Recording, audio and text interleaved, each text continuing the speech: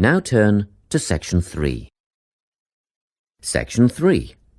You will hear a conversation between a tutor and two students who are preparing for an English literature test.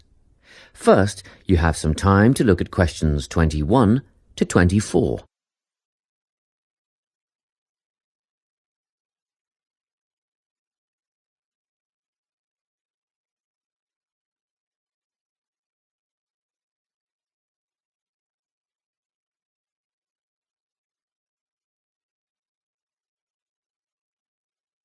Listen carefully and answer questions 21 to 24. Hello, Lorna, Ian. Glad you could make it. You're the only two who put your names down for this literature tutorial, so let's get started, shall we? I want to run over some aspects of the novel The Secret Garden with you before the test next week. Be sure to take some notes and ask questions if you need to. Hey, Lorna, have you got a spare pen? Sure, here you are. OK, so the story follows two key characters. You should refer to them as protagonists, who go by the names of Mary Lennox and Colin Craven. The story is set shortly after the turn of the 20th century, and the narrative tracks the development of the protagonists as they learn to overcome their own personal troubles together. That's quite a common storyline, isn't it? Yes, you're right, Lorna. So what can you tell me about the character of Mary? Well, in the beginning, she is an angry, rude child who was orphaned after a cholera outbreak and forced to leave India and move to the United Kingdom to her uncle's house in Yorkshire. That's right. And there she meets Colin, who spends his days in an isolated room, believing himself to be permanently crippled, with no hope of ever gaining the ability to walk. The two strike up a friendship, and gradually learn, by encouraging each other, that they can both become healthy, happy and fulfilled in life. Will we need to remember a lot of these details for the exam? Just the basic outline. Examiners don't want to read a plot summary. They know what the book is about. Focus on narrative techniques instead, such as point of view. What's that mean? It's all about how we see the story. This story, for example, is written from the perspective of what is called an omniscient narrator. Omniscient means all-knowing. So, as readers, we get to see how all the characters feel about things, what they like and don't like, and what their motivations are in the story. Before you hear the rest of the conversation, you have some time to look at questions 25 to 30.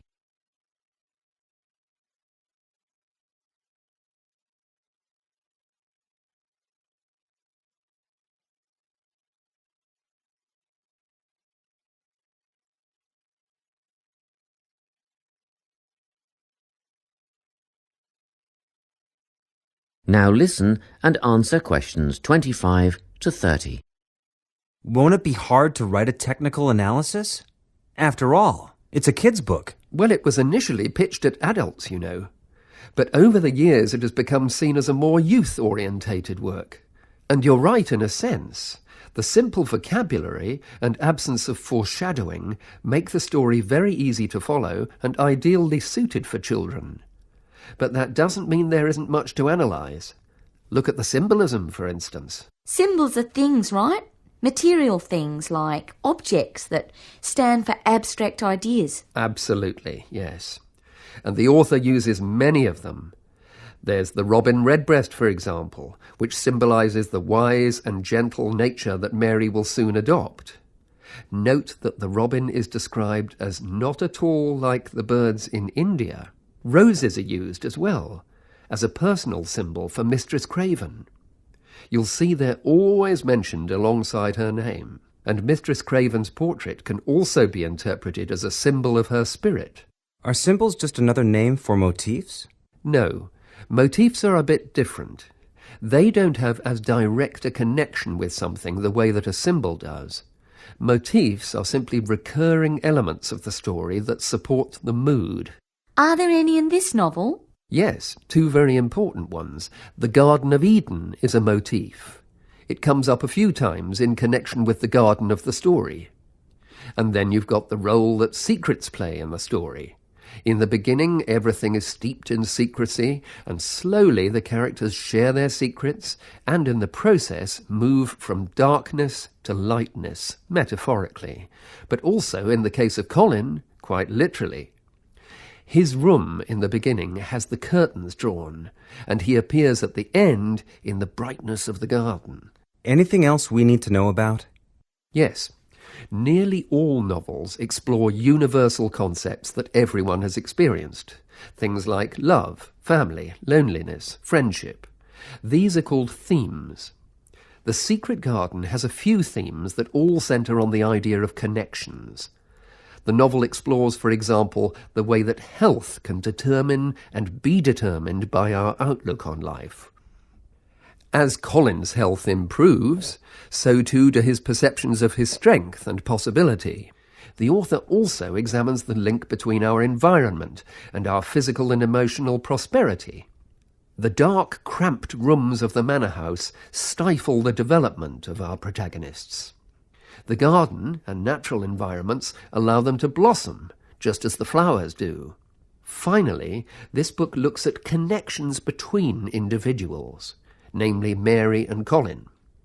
This necessity of human companionship is the novel's most significant theme, because none of their development as individuals would have occurred without their knowing each other. Well, that about sums it up, I think. That's a great help, thanks. Yes, thanks very much. That is the end of section 3. You now have half a minute to check your answers.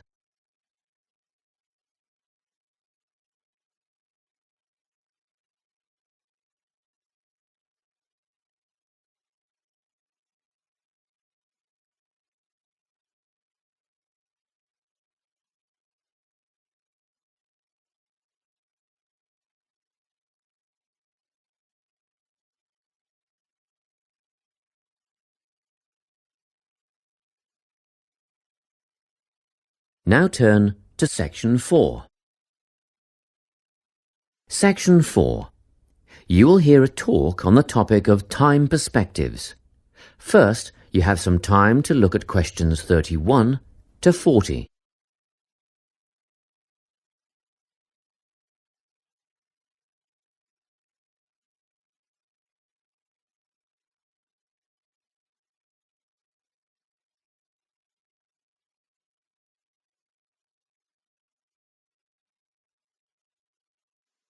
Listen carefully and answer questions 31 to 40. Today, I'm going to be talking about time. Specifically, I'll be looking at how people think about time and how these time perspectives structure our lives. According to social psychologists, there are 6 ways of thinking about time, which are called personal time zones. The first 2 are based in the past. Past positive thinkers spend most of their time in a state of nostalgia, fondly remembering moments such as birthdays, marriages, and important achievements in their life. These are the kinds of people who keep family records, books, and photo albums. People living in the past negative time zone are also absorbed by earlier times, but they focus on all the bad things, regrets, failures, poor decisions. They spend a lot of time thinking about how life could have been. Then, we have people who live in the present. Present hedonists are driven by pleasure and immediate sensation. Their life motto is to have a good time and avoid pain. Present fatalists live in the moment too, but they believe this moment is the product of circumstances entirely beyond their control. It's their fate, whether it's poverty, religion, or society itself. Something stops these people from believing they can play a role in changing their outcomes in life. Life simply is, and that's that. Looking at the future time zone, we can see that people classified as future active are the planners and go-getters. They work rather than play and resist temptation. Decisions are made based on potential consequences, not on the experience itself. A second future-orientated perspective, future fatalistic, is driven by the certainty of life after death and some kind of a judgment day when they will be assessed on how virtuously they have lived and what success they have had in their lives. Okay, let's move on. You might ask, how do these time zones affect our lives? Well, let's start at the beginning. Everyone is brought into this world as a present hedonist. No exceptions. Our initial needs and demands, to be warm, secure, fed, and watered, all stem from the present moment. But things change when we enter formal education. We're taught to stop existing in the moment and to begin thinking about future outcomes. But did you know that every 9 seconds, a child in the USA drops out of school? For boys, the rate is much higher than for girls. We could easily say, well, boys just aren't as bright as girls. But the evidence doesn't support this. A recent study states that boys in America, by the age of 21, have spent 10,000 hours playing video games. The research suggests that they'll never fit in the traditional classroom because these boys require a situation where they have the ability to manage their own learning environment. Now, let's look at the way we do prevention education. All prevention education is aimed at a future time zone. We say, don't smoke or you'll get cancer. Get good grades or you won't get a good job. But with present-orientated kids, that just doesn't work. Although they understand the potentially negative consequences of their actions, they persist with the behavior because they're not living for the future. They're in the moment right now. We can't use logic, and it's no use reminding them of potential fallout from their decisions or previous errors of judgment. We've got to get in their minds just as they're about to make a choice. Time perspectives make a big difference in how we value and use our time.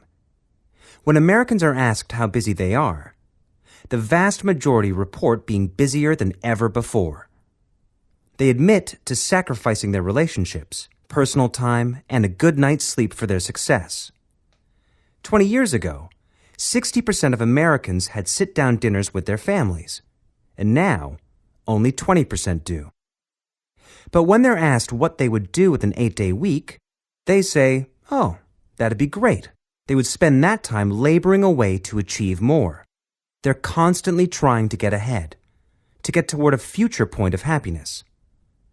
So, it's really important to be aware of how other people think about time. We tend to think, that person's really irresponsible, or that guy's power hungry. But often, what we're looking at is not fundamental differences of personality, but really just different ways of thinking about time. Seeing these conflicts as differences in time perspective, rather than distinctions of character, can facilitate more effective cooperation between people and get the most out of each person's individual strengths. That is the end of section 4. You now have half a minute to check your answers.